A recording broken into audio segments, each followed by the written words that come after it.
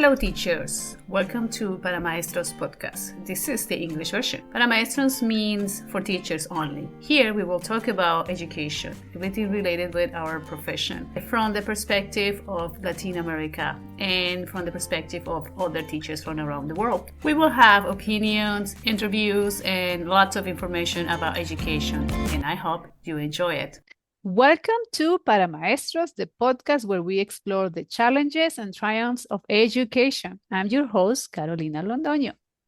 And I'm Juan. Today, we are driving into a topic that affects every history teachers across the countries, how to navigate the ever-changing landscape of historical narratives in our classrooms. Yes, Juan, and we call this episode the textbook battlefield, history in making, because let's face it, history textbooks have become the battleground for competing political narratives. Absolutely. As educators, we are often caught in the middle of these ideological struggles over which stories get told, which perspectives are centered, and which events are downplayed or even erased entirely. Entirely right. Today we will explore how textbooks have been used to make certain events invisible, alter the convenient narratives, and provide political tips. Practical tips for teachers facing these challenges in the classrooms. So, but Juan, let's start with some context for the teachers. History textbooks have always been political documents, haven't they? Yes, I am a social studies teacher. I teach history. But the point is that since the earliest days of public education, textbooks have reflected their time's dominant culture and political values. Early textbooks portrayed colonization as a purely heroic enterprise with little acknowledgement of the violence against indigenous people in many places around the world. So in this, the textbooks just reflect the mainstream, One side.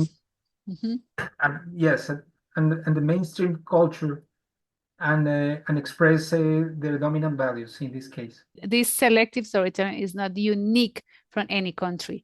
Textbooks worldwide have been written to cultivate national identity and patriotism, and often at the expense of accuracy. Exactly. In post-war Japan, textbooks long minimized atrocities committed during the World War II. In Soviet-era Russia, textbooks were rewritten whenever political leadership changed. And here in Latin America, many textbooks still downplay the brutality of colonial rule or dictatorship that took place in our territory.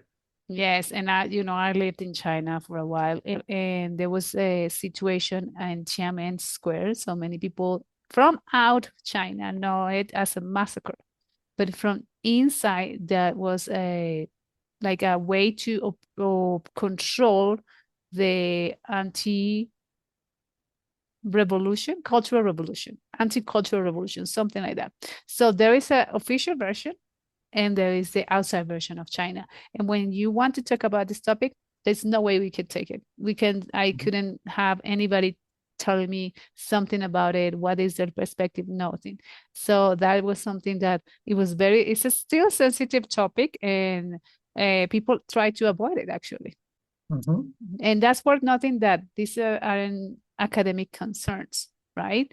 Narratives. The narratives that the students learn shape their understanding of who they are, who belong in a society, and what values should be upheld.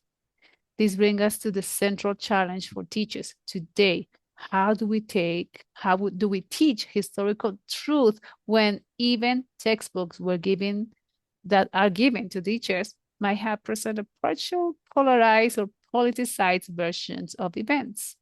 What do we do?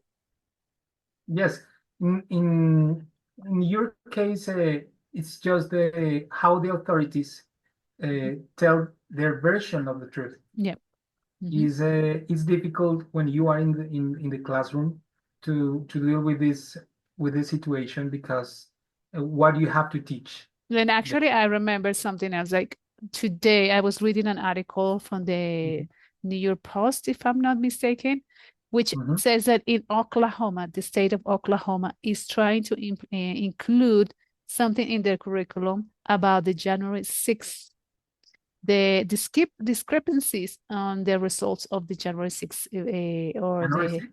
January 6th events, that when they have this situation in the United States. So they're trying to put into the classroom the narrative from the current administration. That's what I Ah, just read in the in the news. So that actually, when I was trying to, we're writing about this mhm, podcast, I say this is something that happened to teachers, right? mhm. That they received the curriculum, and now in this curriculum, now you have to tell this story. And what can we do? Okay, And what this can we do? event was very important, was very Mm-hmm. significant Mm-hmm. to the people in the United States. And I think it's a topic that you have to to take into account when you teach the whole history of the United States. It's very important. Of course, So, now. Mm-hmm. but Yeah. I understand that uh, this is not the moment, and I think it's something that is sad for the United States that you cannot speak uh, this free speech about the events that occurred in January 6th, in the United States. In Right. the, Yes, and something else that I was thinking about, like when we talk about the United States and China, but that happens in Latin America as well. We have all the time. few information about many things, and history was like uh, teach. Or I remember my classes, history classes, they were so boring. Just learn facts that were Mhm. facts at the time, but there weren't even facts. So it's sad that the way they taught us history wasn't the way we should teach it. So what? Yes, it's similar when we were talking about the critical thinking. Yeah. When you teach history, it's important uh, to have this critical thinking in your classroom as well. Yeah, I remember that something that now that I am an educator, that's something that I didn't know when I was learning history was I didn't know anything about women's history contributions outside the few token figures. A few figures I knew these ones, but I didn't know anything else. I'm learning. I'm still learning. Labor movements barely mentioned the book, barely mentioned the class in the class, and Mhm. the devastating impacts of economic policy on marginalized communities completely absent, no Mhm. idea. And I had to learn it later in life. So my view was very narrow, actually. Yes, and there is a concept in pedagogy which is hidden curriculum. The hidden curriculum, yeah. Yes, the hidden curriculum is just what you uh, don't teach, Mm-hmm. usually don't teach. I've have been similar patterns. I have seen similar patterns with indigenous histories. Many Mm-hmm. textbooks still present pre-colonial indigenous societies are primitive, ignoring their sophisticated governance systems, scientific achievements, and their complex culture. We still teach in Eurocentric masculine narratives, It's white true. masculine narratives. Exactly. It's true. We still have this, and it's ingrained in us. It's difficult to take it out of, like, it's Mhm. hard, and you have to kind of be very explicit on this is what we've been taught, and this is what happened from different perspectives, right? Another area where this happens was with difficult or shameful national episodes, like what we mentioned in the Tiananmen Square. Textbooks often minimize to state violence, whether it's dictatorship in Latin America or slavery on it and its aftermath in the United States or colonial exploitation across the global South. Mhm. Usually it's barely mentioned. We don't really talk about it, maybe a little bit now. I think there's more light to it than before, but we didn't see that much. Mhm. I remember when I was a teacher of seventh grade, I had a textbook uh, that shows that the Amazon forest uh, was part of the United States. And What? yes, it was a surprise, a big surprise for me because in the text they say, okay, this is the Amazon rainforest. They explain the characteristics, Mhm, and they say this is part of the world. This is a part of a global citizenship, mhm. and the United States is responsible to protect this territory. And I had to tell to my students, okay, I told them, okay, the Amazon forest uh, is part of 4 countries Mhm, in South America, not all, and it's our responsibility of of our countries to mhm. protect the Amazon forest, not the United States. And it was very very interesting to Shocking, right? Shocking. Like, what? how the colonization or the colonized Colonized. Hmm. thinking is still present Oh, in yeah. our textbooks, even in Colombia. In our minds. It's Mhm. hard to take it out of people's minds. And what about the LGBTQ plus? What this? In, in, and in the history, in the textbooks history, there is a tendency where LGBT Q plus histories have been systematically erased or Mhm, ignored. Students rarely learn about the importance of this community mhm. and their historical figures unless their identity is directly relevant to the narrative being that have been taught in our classrooms. Yeah, we wouldn't know about that they were a part of this community if they didn't have or didn't tell it or they had to hide it or something happened to them because of it. So Mhm, this was something also totally ignored. Like we or the idea is, or how can I say this? People think that this is a new thing. It's just happening now. Like now mhm, people have these different likes, and now more people are gay, or more people have chosen another path in their life, and they choose mhm, the people they choose to love. But this happening all the time. It's mhm, nothing new, and history tell us they didn't exist before, and mhm. that's not okay. And Okay, that it's is part of the narrative of the hegemonical hegemonic. narrative. Yeah, it's true. And the particular challenge with these omissions that aren't always obvious. Like sometimes students and for even teachers, we sometimes because it's not taught to us, we don't see it, we don't notice it. Mhm. So it has to be taught. Yes, it's Mhm. very important. That's why critical media literacy is so important. Teachers need to help students understand that every textbook has its biases and limitations. No single source tells the completely story. Yeah, there's no way. Yes. So how do we educators navigate these challenges? How do we teach honest, comprehensive history when our materials might be politically compromised? What can we do?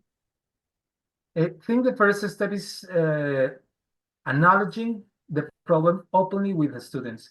We can tell them that history is complex and contested, and the textbooks reflect particular perspectives and priorities.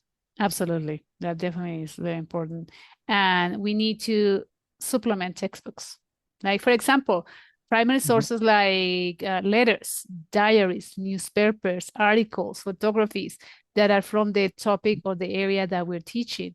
So that would be great. And or oral stories that can help us fill up these gaps and silences in the textbooks because there is spaces. Usually the textbooks only teach one side of the story and mhm, the other is silence. So we want to have the students go and check a letter, a photograph, a newspaper where they see a different perspective. mhm. Oral histories is one of my favorites techniques. Resources, techniques, okay. And the other way, we should create classrooms environments where multiple perspectives are valued. This doesn't mean treating all interpretation as equally valid. Facts matter, but it doesn't mean acknowledging that history is interpreted through particular lenses. Exactly. That's a critical distinction. We are not talking about alternative facts here, but about enriching the historical record, including voices and experiences that have been marginalized. Exactly. And we need to be transparent about our sources. So speaking of reliable sources, let's offer some concrete recommendation for teachers looking to supplement their textbooks. What do you think? Okay, let's start with some reliable sources for teachers seeking more comprehensive historical materials. National and university archives often have educational resources designed for classroom use. Museums frequently offer teaching guides with primary resources. Professional Historical Association publish recommendations for teaching contest topics. Digital humanities projects are making diverse historical perspectives more accessible. Yeah, and here's some classroom strategies. What we could do in the classroom. For example, teachers, you can create a textbook review committee. You have your students analyze what is included and excluded in their own material. I like this strategy. Another strategy is use comparative approaches, looking at how the same event is portrayed in textbooks from different periods, different times, and different countries. So the way we teach it here in Colombia might be very different how they teach it in the United States, the same event. So how can students have access to these two versions and see how we see it? Contrast. Invite community members to share oral histories, especially from perspectives that are not represented in the textbooks, and teach students to read against the grain, to notice what's not being said, ask critical questions. And I also think it's important for teachers to build communities of practice where they can share resources and strategies. This is very important. Collaboration between teachers. Teaching contested history can be isolating, especially in communities where particular narratives are strongly entrenched. Exactly. And teachers, don't forget that you should know your responsibilities and your rights. Okay. In most education contexts, there are professional standards that actually require teaching from multiple perspectives and critical thinking. Okay, so don't forget that it's required to teach from different perspectives, and it's required to teach from it's required to teach critical thinking. So if someone comes to you and say, hey, why are you teaching that way? You could say, here, my right to teach. I have a right and a responsibility to teach from different perspectives. So don't forget that. Yes, that is very important. At the same time, we need to be strategic in political charged environments, framing inclusive history as preparing students for college and career readiness, where they will encounter diverse perspectives, can sometimes be more effective than positioning it and political stance. Exactly. So very strategic teachers, not just teaching this and then leave it like that. Just they have to be ready for their college. They have to be ready for the text. They have to be ready for, for the environment they're gonna go into. Okay, that's an important point. The goal isn't to replace one political narrative with another, but to teach students how history actually works. It's an ongoing discipline, a conversation based on evidence. So we are making history every day. We're making history. Things that happened today, yesterday, a week ago, it's happening. It's history making. So we choose how to teach it and how to tell it, right? Okay, yes, all the time you are making the history. For example, what recently occurs with the Gulf of Mexico, Exactly. that President Trump in the United States just changed the name to Gulf of America. Mhm. Suddenly, they changed the name, and this has an effect in geopolitical facts between the United States and Mexico. This is very important. So this is an example how this event is making the history and is changing it. Exactly. It's changing it. And if we don't teach now that, then what is the name or how it affects Mexico and how it's affecting people even in Latin America, the new students, the students are receiving this information, they might think it's always been like that. Mhm. Or so that there is even a problem with the changing a name just because. So it is important to teach those things to the kids. This is what's happening. Mhm. And And you finally, as we wrap up today's episode, what would you think, what would you say is the most important takeaway for history teachers navigating these textbook battlefields? well, I think it's remembering that history isn't just about the past. It's about Mhm. how we understand ourselves in the present and how we imagine the future.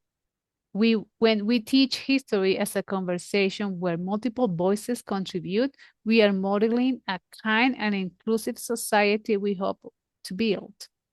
And we are teaching students not just historical content, but how to think historically, how to evaluate evidence, consider context, and recognize that events, the stories we take for granted are interpretations.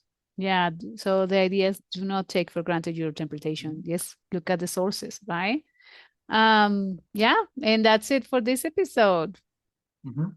For the next episode, we are going to talk about beyond borders, globalizing, globalized, global citizenship in a divided world. This is a very important topic Mm-hmm.